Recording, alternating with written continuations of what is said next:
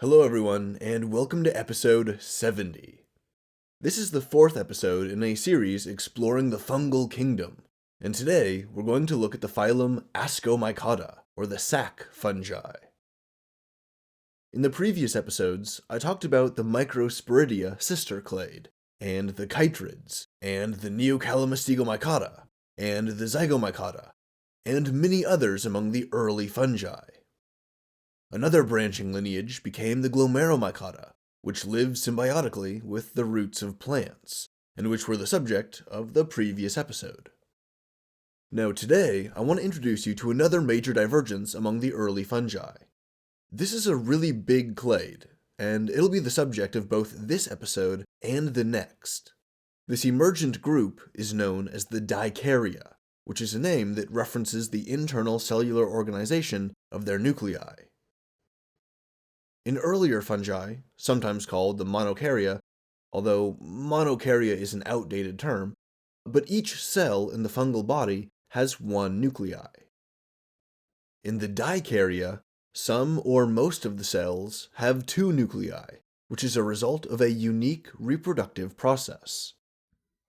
I'll go into more detail on this stuff for both the Ascomycota today and the Basidiomycota in the next episode. But generally speaking, the Dikarya fungi can reproduce sexually by fusing their cytoplasm, which creates a dikaryotic hyphae. Two individual fungi of a compatible mating type with each other will be growing and creeping through the soil, and if they're in proximity to each other, their hyphae can sense each other and they can approach and make physical contact. The compatible mating types allow the hyphae to merge their cytoplasm in a process called plasmogamy. This creates a very large cell with twice the cytoplasm and organelles of a normal cell, because it's literally two cells from either parent that have fused together. These original cells were monokaryotic. They each only had one nuclei. But now that these cells have merged together in this big supercell, there's two nuclei. If these were like an animal's gametes, the nuclei would fuse together through karyogamy to produce the genome of a new, diploid individual. But in these Dikarya fungi, the nuclei don't immediately fuse together. They actually persist as distant, separate individual nuclei for quite some time. The cell is then dikaryotic. It has two nuclei, and it can replicate itself in a coordinated fashion so that both nuclei are replicated and passed down to the new daughter cells. This can create a new hyphae with dikaryotic cells, or cells that possess two distinct nuclei. But eventually, at some point in its growth, the dikaryophase of the sexual cycle will end. The nuclei will finally fuse together, and the fungus will grow tissue with monokaryotic diploid cells. This is part of the life cycle of the fungi, and regenerating monokaryotic cells allows it to sexually reproduce in the future.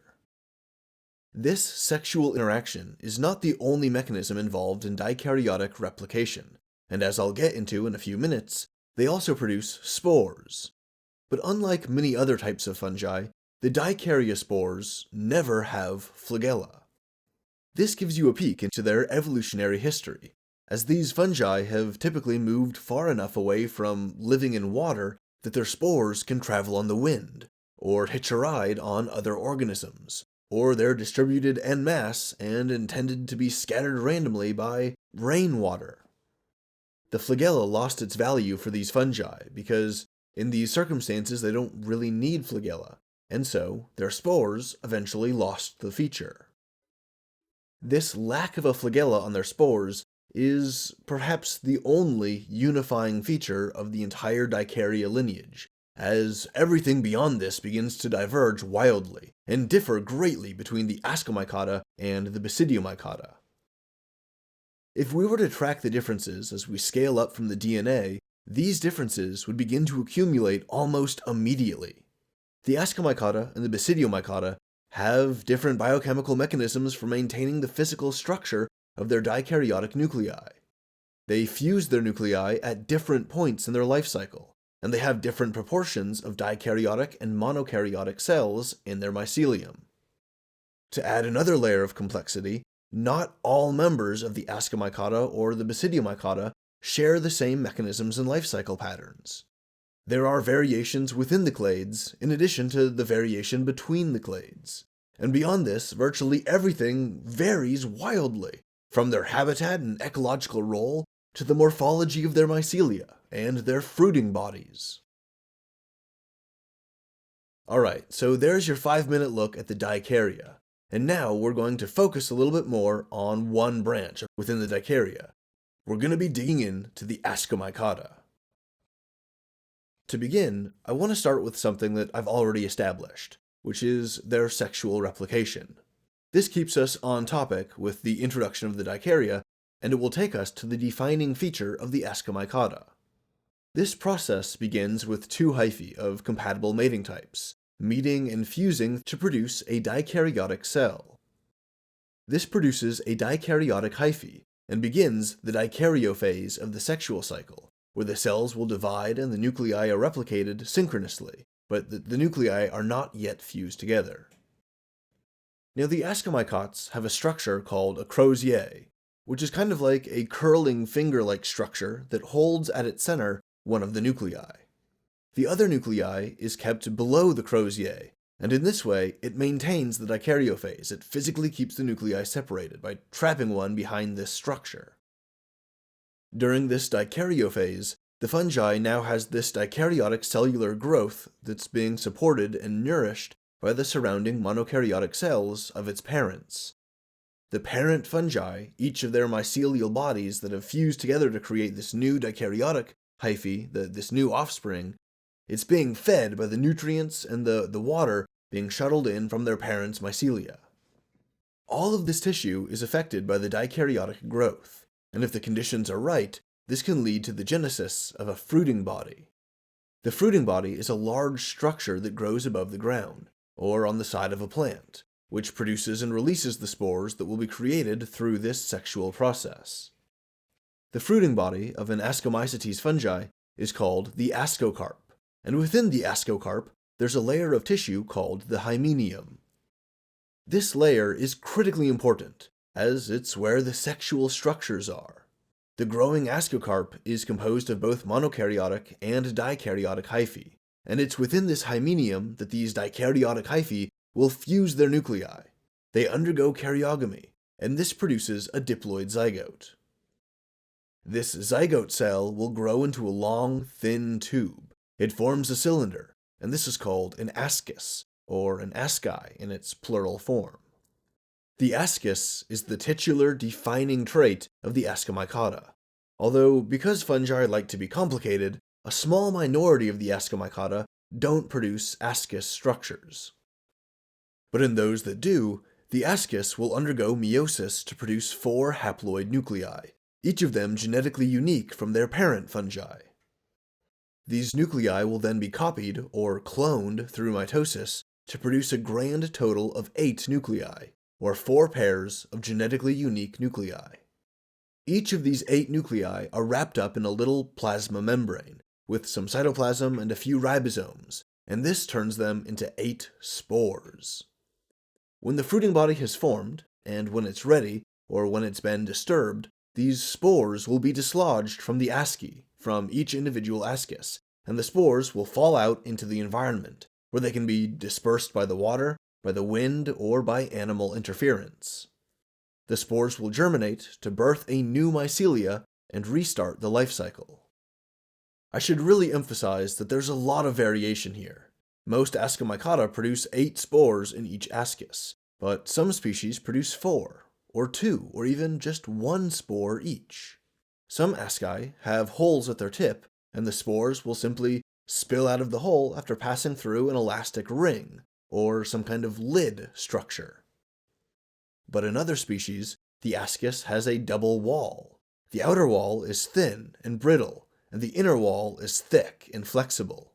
The outer wall cracks open, which allows water to be soaked up by the inner wall and its internal structures. It swells out from its shell, swelling beyond the brittle outer wall layer, and then breaks open to forcefully release the spores. Still other Ascomycota species have spherical asci that produce their spores and then degrade, releasing the spores like groceries spilling out of a ripped shopping bag.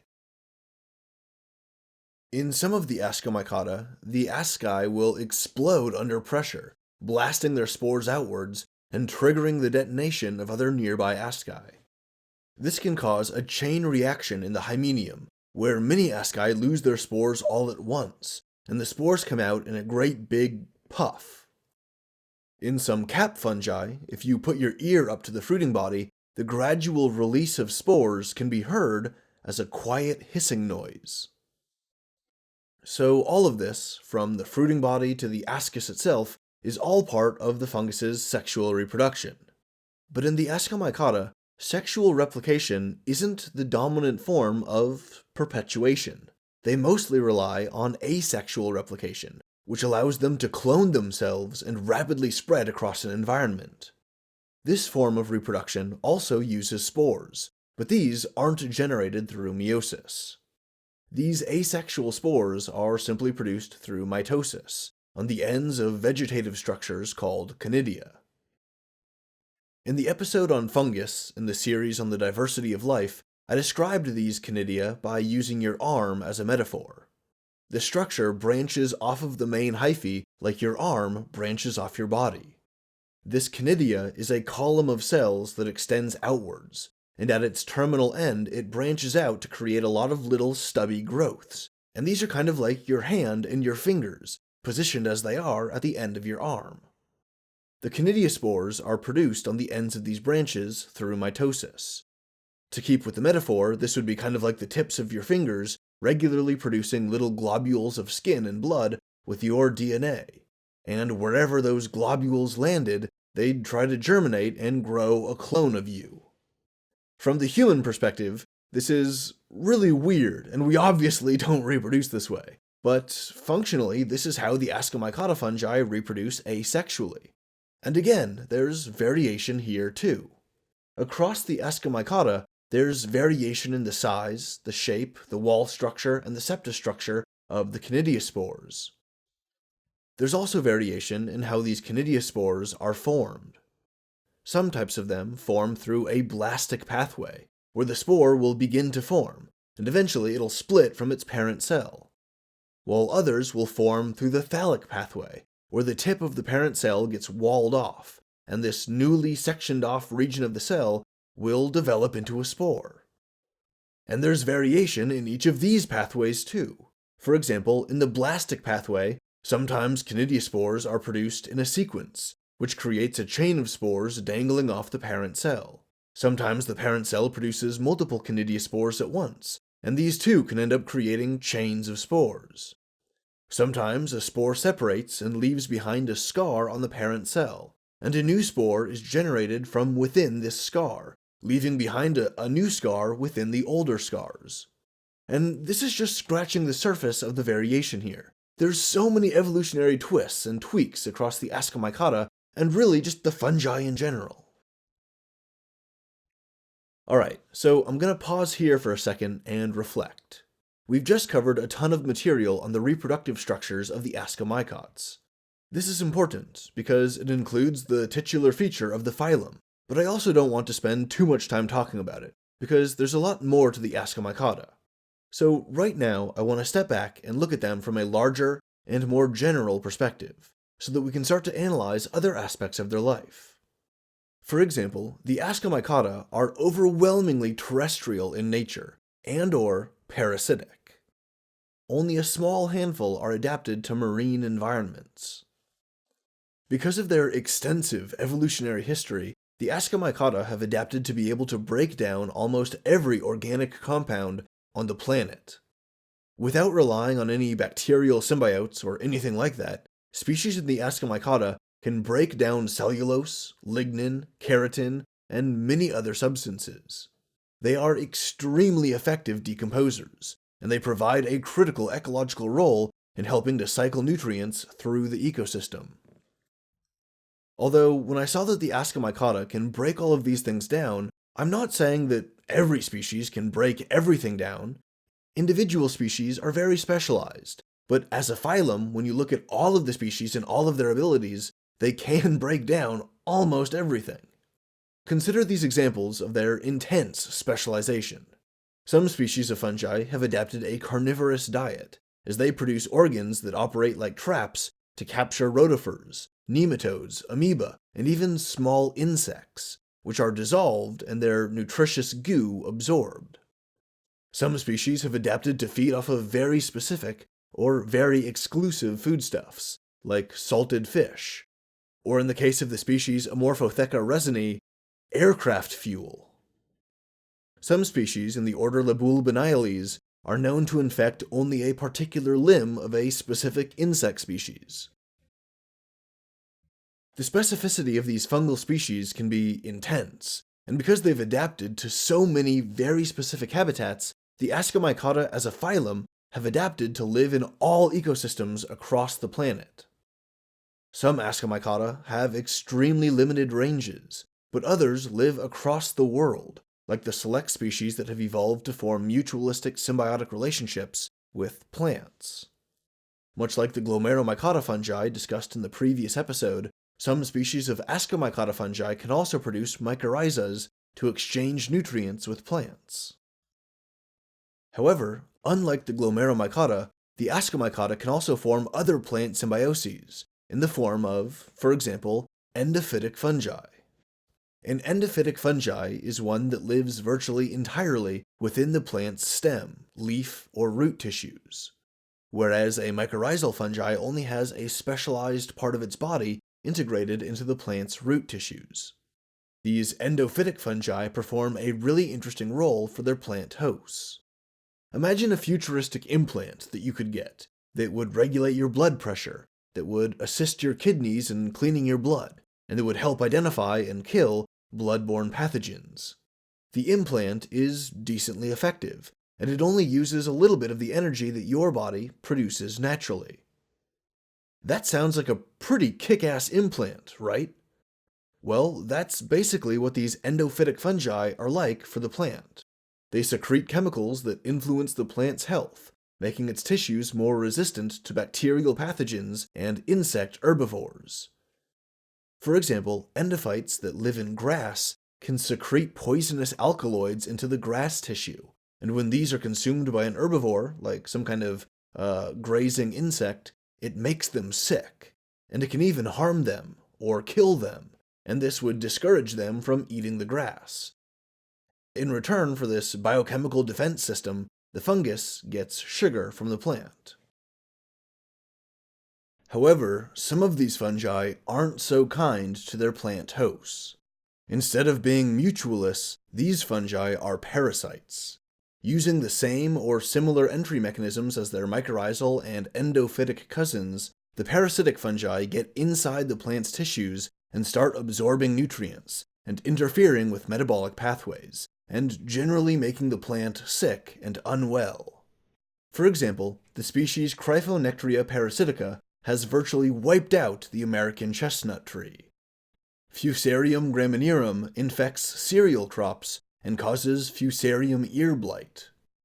There's a couple Ophiostoma species that can infect elm trees to cause Dutch elm disease, and the Erysiphales order contains nearly 100 species of fungus, many of which are known to cause powdery mildew in a variety of plant species, from grapes to cannabis. Coming back to the more mutualistic symbioses that Ascomycota form, I can't do an episode on this phylum without mentioning the fact that almost half of them, something like 42% of known Ascomycota species, form lichens. Nearly half of the Ascomycota phylum engages in a symbiosis with photosynthetic algae or cyanobacteria, and this leads to the composite organism called lichen. I should also mention that a select handful of Basidiomycota species can also form lichens, but this number pales in comparison to the number of Ascomycota species that can do it.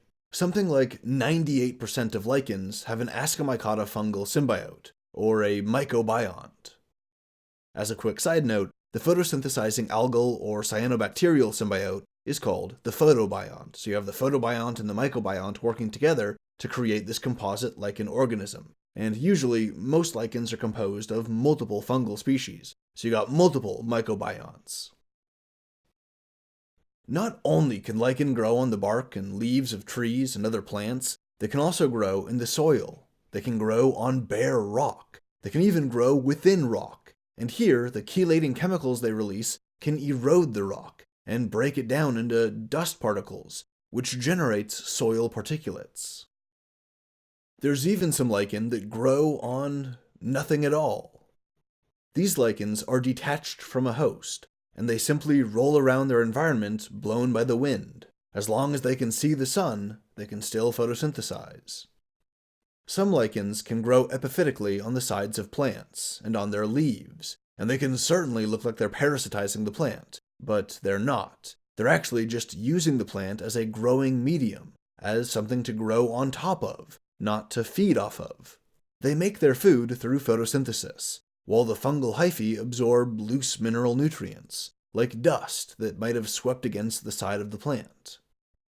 In an interesting twist, there are some non-symbiote fungi that specifically parasitizes a lichen host, and these are called lichenicolous fungi. One really cool feature of the lichen is that they're poikilohydric, which means that because they have little to no control over how much water they get, they can survive extreme and prolonged dehydration. This has allowed the lichen to settle extreme habitats, like hot deserts, Arctic tundra, and high up in the mountains, where other organisms, like plants, would struggle to grow. As such, these lichen are often called pioneer species, and their unique qualities make them excellent at softening the landscape and making it more habitable for other life forms. They do this by settling harsh habitats with no soil, by living on the bare rock, and enduring the drought and radiation of direct sun exposure. They erode this rock to create soils, which makes the habitat much more fertile, and their growing bodies will eventually age and die, and that will provide a foundational biological component to this blossoming soil matrix. On top of this, you have small animals like snails that can eat the lichen and then excrete nitrogen-rich waste, and that'll make the soil and the habitat even more comfortable for life. One last thing that I want to say about the lichen is that they have a magnificent diversity, not just in their habitats, but in their morphology as well. This is similar to the diversity found in the Ascomycota fruiting bodies, or the ascocarps, which are often the densest, largest structures formed by the fungi, aside from the total mass of the mycelium itself. I want to talk about these fruiting bodies, but I want to do it in the context of Ascomycota taxonomy. There are 3 subphyla within the Ascomycota. These are the Saccharomycotina, the Tephra Nomaka, and the Pazizomycotina. It's this last group, the Pazizomycotina, that has a lot of the really unique and exotic-looking fruiting bodies, so I'll save them for last. First, let's start with the Saccharomycotina. These are relatively simple Ascomycota fungi, as they're single-celled organisms with small genomes, who don't produce any fruiting bodies at all. To reproduce, these Saccharomycotina can undergo a form of holoblastic budding that's actually somewhat traumatic as far as single cells are concerned, and the site of the budding becomes scarred and cannot be used to bud off any more daughter cells. To reproduce, these Saccharomycots can undergo a form of holoblastic budding that's actually somewhat traumatic as far as single cells are concerned. After several cycles of regeneration, the site of the budding becomes scarred and cannot be used to bud off any more daughter cells. Some species of Saccharomycot can reproduce sexually, which involves an alternation of generations, or an alternation between haploid and diploid phases. In these species, haploid cells of compatible mating types will meet and fuse to produce a diploid daughter cell. There isn't much messing around in the dikaryo phase, they really just go straight to karyogamy, fertilization, and meiosis. The diploid daughter cell will behave like an ascus, undergoing meiosis to produce haploid spores. These spores produce haploid mycelia, which will reproduce asexually, or they'll meet with a compatible mating type and they'll reproduce sexually. Most of these yeasts spend most of their life cycle in the diploid stage, with the haploid stage being relatively brief. The next subphyla is the Tephra Nomaka, or the Tephra Nomycots, which is a little more varied in the sense that it includes not just single-celled yeasts, but also filamentous fungi with hyphae. With one exception, none of the Tephra Nomaka produce fruiting bodies. The exception is found in the class Neolectomycetes, and within this class, there's a single order, the Neolectales, and within this order, a single family, the Neolectaceae. And within this family, there's a single genus, the Neolecta. This filamentous fungi produces a fruiting body with a lumpy, lobe-like morphology, which can be orange, yellow, or pale green. These fungi are strange, as they grow near the roots of trees, but it's not really understood if they're symbiotes, or parasites, or what. We don't know what they do. It's known that they can't be cultured in a lab, so whatever they are, they seem to be dependent on a plant host, or at least they depend on being in proximity to a plant's roots. The third subphyla is the Pizizomycotina, or the Pizizomycots. This is the largest subphylum in terms of number of species, and is also the most physiologically and morphologically diverse, as it includes most lichens, and except for the Neolecta, it includes every Ascomycota species that produces a fruiting body. To explore this subphyla, I'm going to go through the various types of Ascomycota fruiting bodies, and describe them and list the species that have them. These types of fruiting bodies are, in alphabetical order, an apothecium, a cleistothecium, a gymnothecium, a parathecium, and a pseudothecium. Alright, so to start at the top there, the apothecium fruiting body is shaped like an inverted mushroom. Where your typical agaric mushroom is convex, the apothecium is concave, or in other words, it's shaped like a cup or a bowl. Lining the upper surface inside of this bowl region is the hymenium. So all the spore-producing asci are here, on the inside of the bowl structure. They're exposed to the environment, and the spores can be continuously released, either by being blown away in the wind, or by being disturbed by a wandering animal, or by having some raindrops forcefully land on them. Some of the Ascomycota species with an apothecium fruiting body include the Arthoniomycetes, which mostly form lichens that live in tropical and subtropical habitats, the Leotiomycetes, which mostly infect plants and cause intense diseases, and the Pizizomycetes, whose fruiting bodies look like clear, soft-colored cups. The Pizizomycetes are interesting because they include the Morchella genus, also known as the morels. These have fruiting bodies that are composed of numerous cups all conglomerated together into a big globular mass. Imagine if someone took a squash, or a pear, or a similarly shaped fruit, and covered its entire surface in non-overlapping pits about the same size as the tip of your pinky finger. That's what a morel fruiting body looks like. They're really weird, but they're also really cool. The cleistothecium is not a cup-shaped fruiting body. Instead, it's globular-shaped, like a lumpy sort of semi-spherical mass, like a fruit or vegetable. The hymenium lining is on the inside of this spherical globular structure, and because these cleistothecium are enclosed, they can't release their spores passively. This has led to the evolution of unique means of breaking open the fruiting body to get the spores out into the environment. For example, the truffles have evolved to produce delicious, fragrant fruiting bodies that are hypogeous, meaning they grow underground. Wild boars will smell these truffles, and they'll dig them up and eat the fruiting body. Because wild boars tend to be quite messy, the whole process will see the fruiting body ruptured and ripped apart, with little pieces of its mycelia and its spores thrown all over the place. And as destructive as this is, and as harmful as it might seem, it's actually the intended result, as it helps the truffles to spread and reproduce. Truffle spores can also survive being ingested and digested, coming out the other end of the animal in a warm little packet of poop that will supply nutrients to the germinating mycelium. In other groups, like the Lecanoromycetes, the fruiting bodies build up pressure internally until they rupture, either randomly or along specific blast points in the ascocarp's physiology. This forceful rupture of the fruiting body blasts spores out into the environment. Other Cleistothecium-producing groups include the Erodiomycetes and the Geoglossacea. The Gymnothecium is similar in many respects to the Cleistothecium, including the totally enclosed Hymenium, and the evolution of novel ways for the fruiting body to be broken open. But unlike the Cleistothecium, the Gymnothecium have a softer, looser outer wall structure with ornamental growths. It's easier to degrade and break apart, and it usually doesn't generate the same amount of internal pressure as the Cleistothecium. Now, the Parathecium fruiting bodies are shaped like droplets, or flasks, or cylinders that have a tiny pore at the top.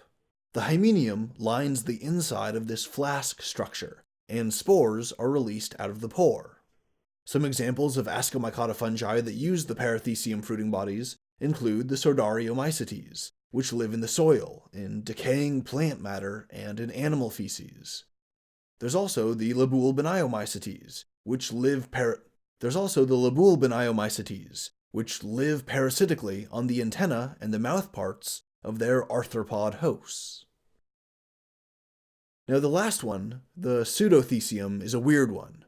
They're kind of like the Parathecium in that they have a somewhat flask-like shape, but they don't have any kind of organized hymenium. Instead, they have a double wall structure, where the outer wall can let water through, which is then absorbed by the inner structure. As this happens, the inner structure will swell, and the pressure will increase until the spores are blasted out of a hole at the top. The largest and the most diverse class of the Ascomycota fungi are the Dothidiomycetes, and these produce Pseudothecium fruiting bodies. These Dothidiomycetes are mostly plant parasites, but some of them are endophytes. Some are saprophytes that feed off of dead plant biomass, a few of them are lichens, and one of them forms mycorrhizal associations. Alright, so let me recap everything that I've covered today. I started with the Ascomycota reproduction, and then moved on to their ecology, and the symbioses that they form. That got me talking about lichen, and then I switched gears and explored Ascomycota taxonomy and the physiology of their fruiting structures. I think I've just about covered everything, with the exception of how these fungi interact with humans. Ascomycota fungi are both dangerous parasites and pathogens to humans, while other species provide us with potent medicines. As with all things fungus-related, it's complicated, it's nuanced, and unfortunately I'm not going to talk about all of this human-related stuff today. That will be for the final episode in this series, which will be all about the ways in which humans have used fungi, from food to medicine to spiritual healing. But before I get to that, I'm going to explore the next and final clade in the fungal kingdom, the Basidiomycota.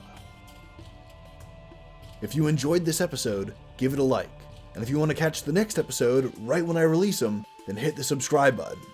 Tell your friends about the podcast, support the show on Patreon, and as always, thanks for listening.